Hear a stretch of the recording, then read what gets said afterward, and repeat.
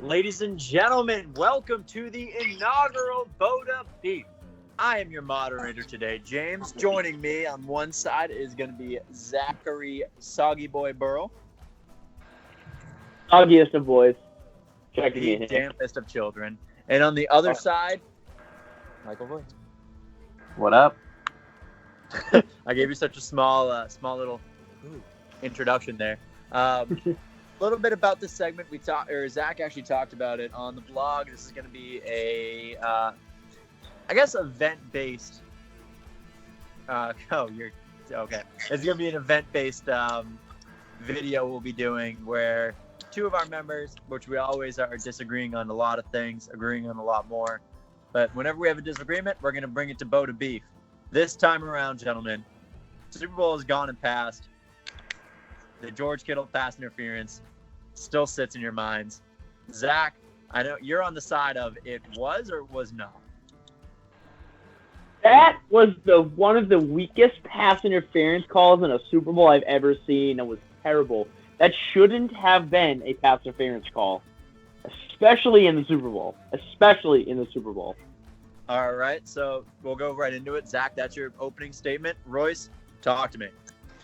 I just want to let the BOTA people know that I currently have the NFL rulebook open wide, and that was, in fact, offensive pass interference. Oh, here we go. All right, so let's kick it off. Zach, I want to hear from you first before Royce gets into the rules. Zach, you've got the floor. I will cut you off when I see necessary. Okay, let me counter the fact that Royce decides to bring in the big old bad NFL playbook, NFL rules book, whatever the hell you want to call it. You're lucky I can't find my stripes right now. I don't know where they are, but I'll go get my penalty flag. Order in the court. Order in the court.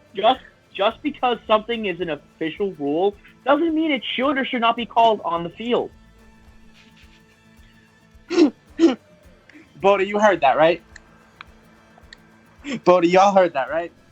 All right. Yes, there was an extension of the arm. By the letter of the law. It was pass interference. However, what the fuck are you arguing? They shouldn't have called it in a Super Bowl. It was such a ticky-tack call. It was bullshit. There was so much contact between both players on the play, 15 yards down the field. Kittle got his arm extended. The defender had no play. The defender had no. There is. There literally is contact. Yeah, by George Kittle. You were absolutely right. You don't call that in a Super Bowl. You don't. I'm sorry. Why are you calling something like that in a Super Bowl? Yet there were other calls during the game that were missed. I'm just saying, rules are rules. That's fine. It's subjective because every ref is different. Every ref crew is different. That was a soft call. Let them play. Stupid call. All right. We've heard from Zach.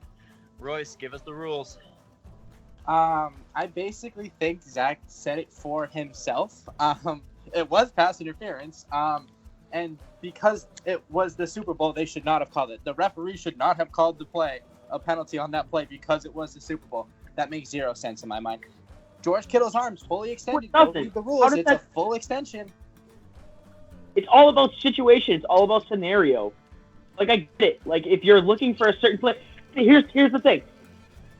During the regular season, refs are told to look for certain calls. Refs are told to call more calls than other ones. So, tripping was a big one this year for offensive linemen or defensive, whatever, for offensive linemen. D-linemen, yes.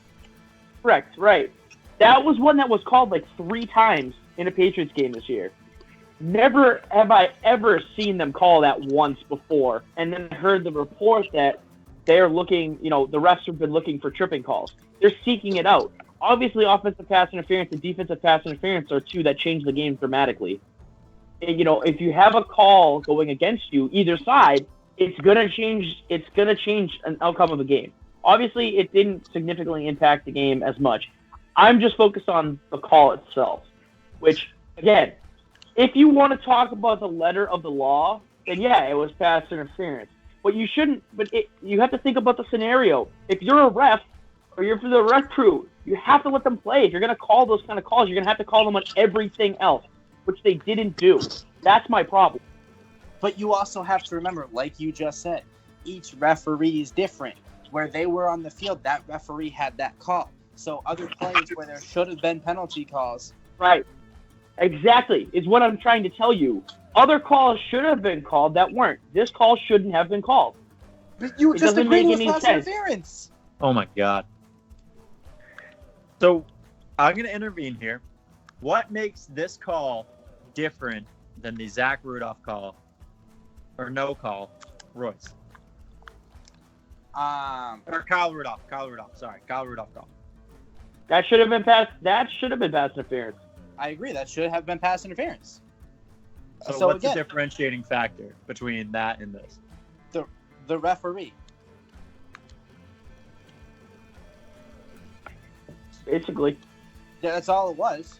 Like, you can say that shouldn't have been pass interference, all this stuff, and everything like that. But Zach agrees it should have been pass interference. The ref called it pass interference. He did his job. He did it right.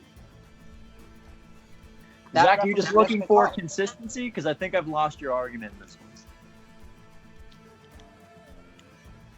There are certain, yeah, basically. I mean, consistency is one thing, but you can't tell me that there weren't other calls in that game that should have been called and this one wasn't. I'm just saying, in comparison to other calls during the game, and not only that, like, it's the Super Bowl. That's so they should be looking for these calls to make it a fair No, game. you idiot! Why are we making? Oh my God! Why are we making like these kind of calls during the Super Bowl? It should be egregious. It wasn't an egregious call. It wasn't egregious. Like shit. Like the the Rams and fucking A. The Rams and the Saints. That was fucking terrible. Egregious. That should have been called. That's egregious. The slight arm extension, like, really? Come on. We're gonna be that anal on the rules. That's the thing. The rules are rules, but how they're interpreted by each different ref is key in what's called. If I was out there reffing, which obviously I'm not, and I probably never would, I wouldn't call that pass interference. I don't care how it's written in the rule book. Everyone else has a different interpretation of that rule. The same thing in hockey, the same thing in basketball and baseball. Rules are rules, but interpretation is key. Royce, counterpoint? I was sitting on the couch wishing I had my yellow flag with me to actually throw it on that play. Being a referee, a football referee, knowing what penalties should and should not be called, that was a great call. Okay, really? You're a flag football referee. You want to try and come at me with this? Yeah, I do, because guess what? It's the same goddamn rules. So, what I'm gathering from this is that Zach doesn't want referees to call plays in the Super Bowl because there's no quota? No. There needs to be consistency. If you're reffing a game such as the Super Bowl or any of the playoff games, yes, all the more reason to make those calls. It's like hockey. No, it should be the exact opposite. You should just let them play. And if there's anything egregious, then you call it. It's the same thing in hockey. If you watch regular season hockey and you watch playoff hockey is way better product because the refs don't get involved every 5 fucking seconds.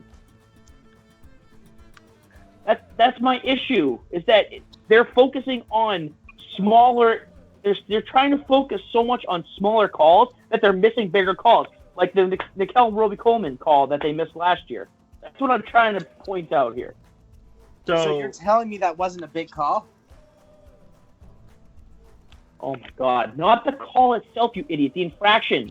It literally wasn't that big of a deal. Like he barely got arm extension out. Arm extension. Full arm. That's it. Full arm. Okay. There was still contact between both players on the play. The defensive player wasn't even paying attention to the ball. He had Yes, no. he did. He tried turning his head. When he No, turned his he head, that's when didn't. George Kittle leveled him. I watched He it didn't before touch coming him. out here. He put his arm on his shoulder, and they called pass interference. Zach, I go feel watch like that play as a right now. moderator, I should be Go having watch the you play on right the now. podcast. I already did. I saw the play. I watched it right before we started this. Right before.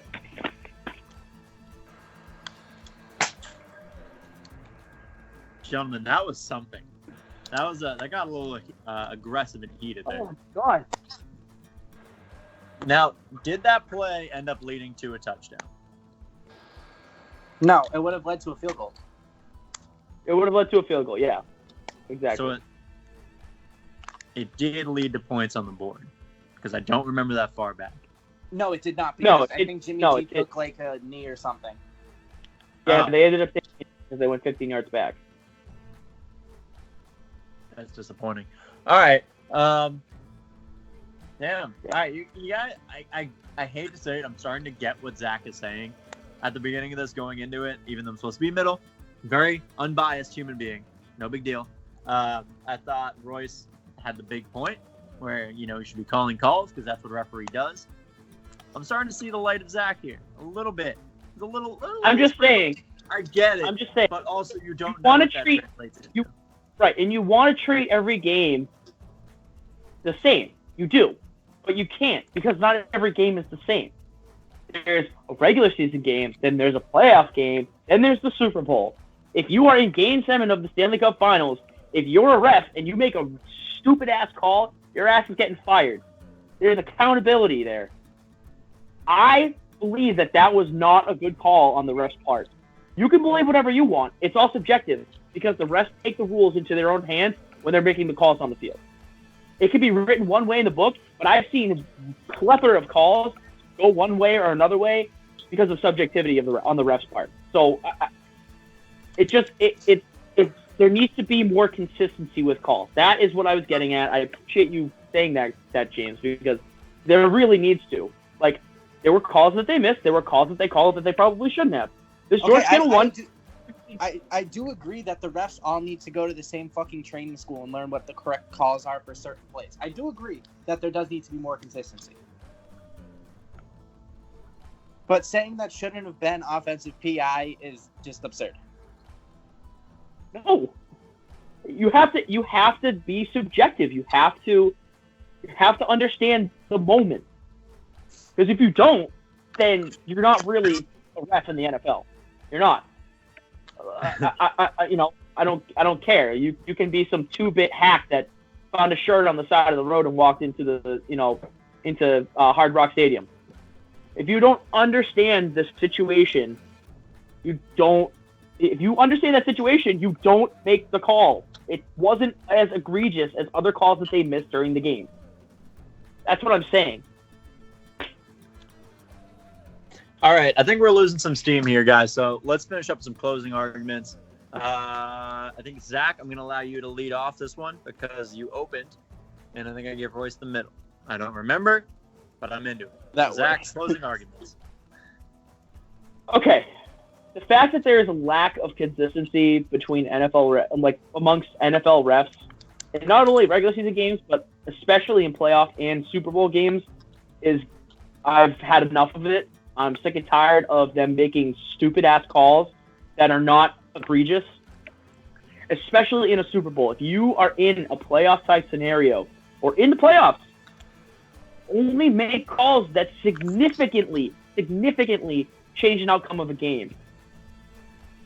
Okay?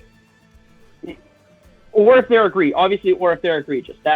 Those are the two stipulations you need to that they should be understanding. Okay? I understand the rules are the rules. That's completely fine. But you can't sit here and tell me that every single ref interprets every single rule the same. Okay. Royce? Another one chopped out. Interpreted He's still going, the same.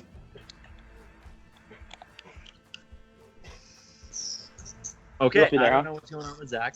Royce, All right. you're up. Oh, okay. I guess. Go ahead. Never mind. We good? I was just gonna say every ref determines every rule differently. That's what I was trying to say. Okay. So yes, Zach, I do Royce, agree with take you. it. Every ref does interpret the rules differently. They all need to go to the same school to learn what the fuck they're doing, because I do agree with you in that sense. But you saying that it doesn't hinder the outcome of the game, that would have gave San Francisco at least 3 points, the way we're looking at it. And San Francisco would have got the ball coming out at halftime. So they could have went up 10 Right. points. So, like, that was a great call in that sense. If you're saying to call plays that hinder the outcome of the game, that is one. That is a call that should have been made, if that's the ruling and the basis that you're going off of. Okay, but still, say if they get the 3 points, they still lost by 21. But again, they get the ball coming out. Momentum shifts in that sentence. In that sense. They still would have gotten the ball coming out anyways, and they didn't do anything with it. So But again, momentum would have been with them rather than being no. deflated. Here's my thing. You have to think about it at the end of the game. They lost by 21. 3 points doesn't matter. 3 points does not matter. It doesn't change the outcome of that game. They lost by If it 11. was Where do you keep getting this 21 from? The Chiefs scored 21 unanswered points at the end. That's what I'm thinking of. Yeah, they lost by 11. Okay, 3 points. They're still down by 8. So Which is a 2-point conversion away from tying the game rather than having to score 11 points. Which is a touchdown and a 2-point conversion rather than a touchdown, a 2-point conversion, and a field goal. So it's still a okay, did they get that touchdown and 2-point conversion? We don't know. No. Did they? No, they didn't. They would have had to have gotten that anyways to kick the field goal. It doesn't matter. The 3 points did not matter. If it was a touchdown or less, it would have mattered, but it didn't. They were down by 11. 2-score game. All right. Well, I think both sides have gotten their chance to say what they've got to say. I think Zach is having a little mini aneurysm. There's a couple of blood vessels right on that head. Both. I'm fine. I'm fantastic chilling. comments. Yeah. No. It sounds like you're chilling. Yeah. No. It sounds like you're very relaxed. Right. Yeah. Anyway, I remain unbiased. I will not be stating my opinion, even though Royce is right. I want to hear from everybody who's watching this, though. I would love to hear your opinions in the comments, in the DMs, whatever. Send it to us. Let us know at BOTA Sports, Instagram, Twitter, BOTA Sports on Facebook, thebotasports.news. I'm James for Zack and Royce. This was episode 1 of BOTA Beef. Hey, Roy.